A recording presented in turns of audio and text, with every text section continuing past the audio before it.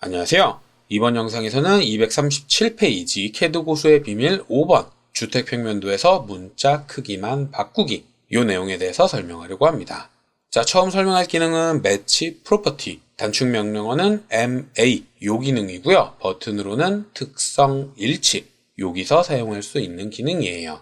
이 기능은 앞의 영상에서도 몇 번 설명을 했는데 원본 객체로 선택한 객체에서 특성을 쪽 뽑아 와서 다른 객체에 붙여 넣는 기능입니다. 다른 기능들과 마찬가지로 기능을 실행한 후에 객체를 선택할 수도 있고요. 혹은 객체가 선택되어 있는 상태에서 기능을 실행할 수도 있어요. 다만 매치 프로퍼티를 실행하면 원본 객체를 선택해야 하는데 이때 원본은 한 개밖에 선택할 수 없거든요. 영역으로 선택하지 못하고 한 개의 객체만 콕 선택해야 해요. 그렇기 때문에 여러 개의 객체가 선택되어 있는 상태에서 기능을 실행하면 당연히 원본 객체를 선택하라고 물어봅니다. 선택되어 있는 객체가 동일한 특성을 갖고 있을 수도 있지만 다른 특성을 갖고 있는 유형도 다른 객체일 수 있잖아요. 이렇게 선택되어 있으면 요 설정을 가져올지 요 설정을 가져올지 컴퓨터가 임의대로 판단할 수 없으니까 한 개의 객체만 선택해야 하고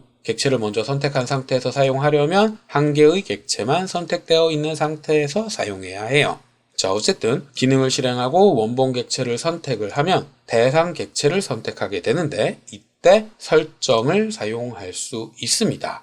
하지만 여기까지 사용하시는 분들은 거의 없고요. 보통은 전부 다 선택된 상태에서 사용을 하곤 하죠.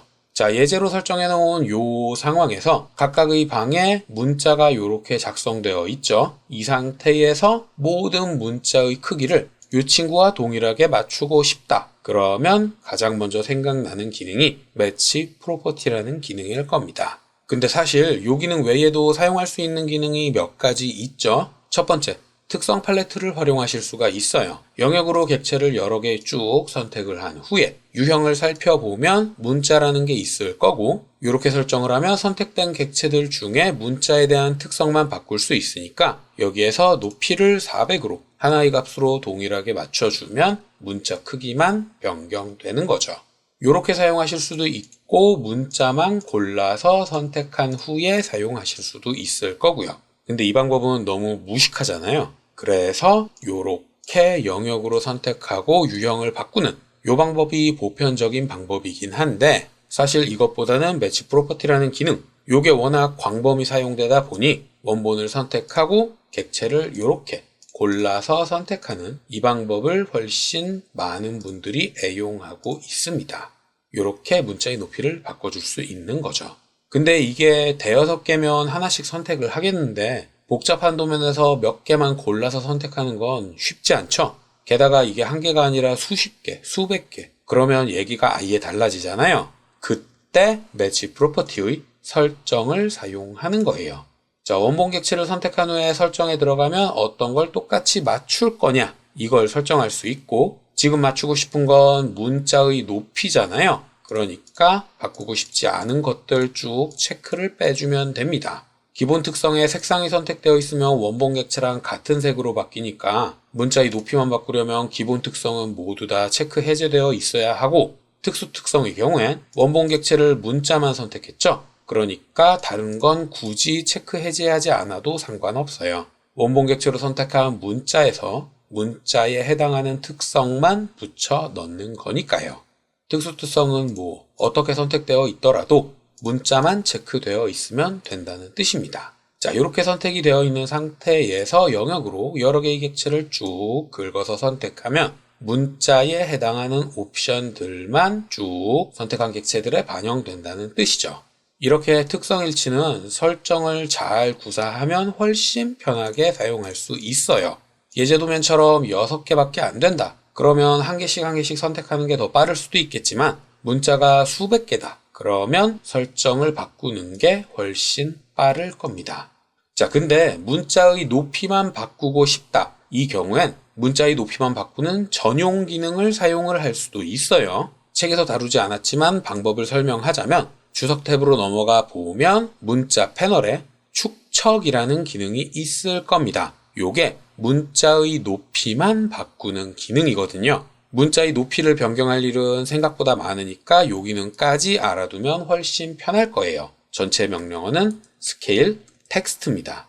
이 기능을 실행하면 바로 객체를 선택해달라고 할 거고 어떻게 선택하든 간에 필터가 걸려 있어서 문자 객체만 골라서 선택될 거예요. 높이를 바꿀 문자를 다 선택했다. 그러면 엔터나 스페이스바를 눌러주시면 되고요. 이렇게 설정을 하면 축척을 할 때 기준점을 어디로 설정할 건지 그걸 지정하게 됩니다. 객체의 크기를 바꾸는 축척, 스케일 기능을 사용을 할 때에도 기준점을 설정했었잖아요. 문자도 마찬가지 개념인 거예요. 현재 도면에서는 모든 문자가 중간 중심으로 설정되어 있지만 실제 도면에서는 이게 개별적으로 자기 멋대로 설정되어 있는 경우가 다반사거든요. 그럴 경우엔 축척 기준점을 당연히 기존의 것을 유지하겠다. 이렇게 설정하시면 됩니다. 그러면 새로운 높이를 입력해달라고 할 텐데 이때 입력하는 값으로 설정되는 거예요. 형상의 배율을 설정하는 축척 기능을 사용을 할 땐 1.5배, 2배 이렇게 배율을 입력을 했었는데 문자에는 높이를 입력하게 됩니다. 여기서 300을 입력했다. 그러면 문자들의 높이가 300으로 편집되는 거죠.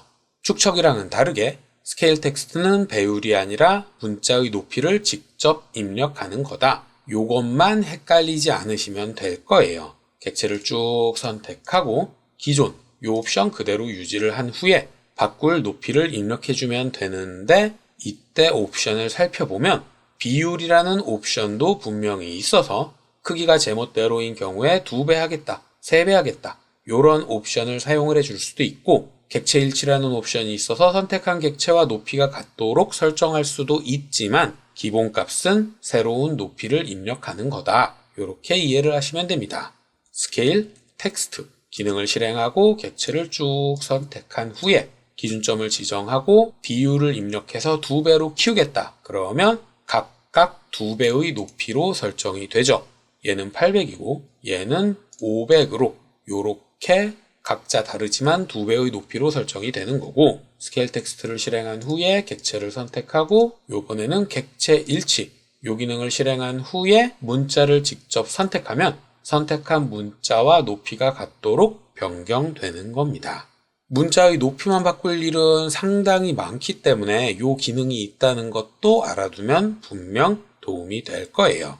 아무래도 매치 프로퍼티를 사용해서 설정을 바꾸는 건 생각보다 귀찮은 일이거든요.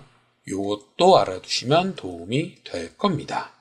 자, 근데 특성을 바꾸는 건 방금 설명했던 것처럼 문자의 높이만 바꿀 경우 이런 특정 경우가 꽤나 있는데 그 중에 도면층을 맞추고 싶을 때가 상당히 많을 겁니다. 준비 파일인 레이 매치를 살펴보면 다용도실에 있는 해치는 하늘색인데 화장실이나 현관 여기에 설정되어 있는 해치에는 해치 타일이라는 도면층으로 이렇게 설정이 되어 있거든요. 이렇게 설정된 도면층이 다를 경우에 매치 프로퍼티를 사용해도 됩니다. 근데 설정을 바꿔주지 않으면 특수 특성의 해치가 체크되어 있기 때문에 패턴도 같이 바뀌게 되죠. 그러니까 이 경우엔 설정에 들어가서 해치를 체크 해제하고 그 다음에 선택을 하면 도면층만 바뀌는 건데 도면층을 맞추자고 이걸 하나씩 해주기엔 너무 귀찮단 말이에요. 게다가 해치만 선택하는 게 아니라 영역으로 여러 객체를 선택하면 그 객체들이 전부 도면층이 바뀌어버리죠. 그리고 도면층뿐만이 아니라 선 종류 같은 것도 한 번에 바뀌어버린단 말이에요. 그래서 특성 일치에서 가장 자주 사용하는 도면층을 맞추는 도면층 일치라는 기능도 있습니다. 이 기능을 사용하면 도면층만 하나로 맞추고 싶을 때 특성 일치보다는 훨씬 편하게 사용을 할 수 있죠. 다만 기억해둬야 하는 게 레이 매치, 명령어로 LAYMCH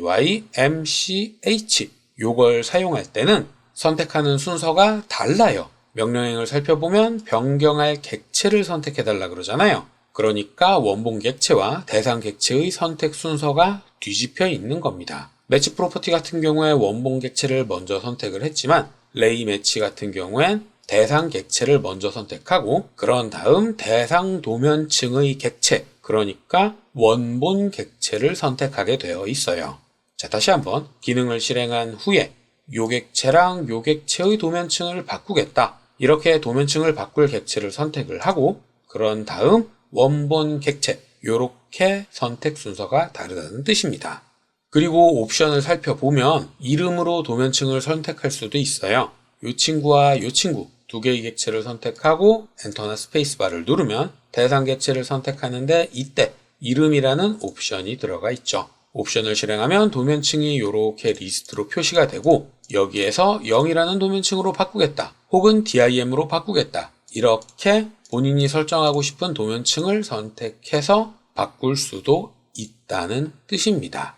물론 이름으로 설정하는 것보다는 객체를 선택하는 게 훨씬 편하긴 하겠지만요. 자, 이렇게 도면층만 바꾸고 싶을 때의 전용 기능 도면층 일치라는 기능도 있구나. 여기까지 설명을 마쳤습니다.